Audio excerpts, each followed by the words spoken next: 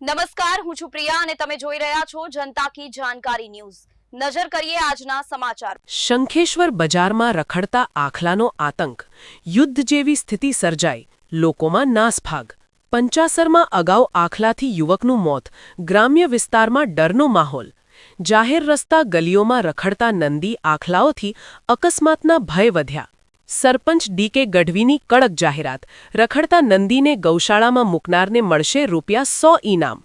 ગૌપ્રેમીઓને appeal, રસ્તા પર ઘાસચારો ન નાખવું, સીધું ગૌશાળામાં જ આપવું।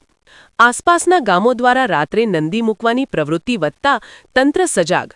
યુવાનોને સેવા ટીમ બનાવી રખડતા પશુઓને ગૌશાળામાં પહોંચાડવાની અપીલ। ગામની સુરક્ષા અને ગૌસેવા બંને માટે સરપંચની પહેલને ગ્રામજનોનો પ્રતિસાદ। રિપોર્ટ અનિલ રામાનુજ, રાધનપુર।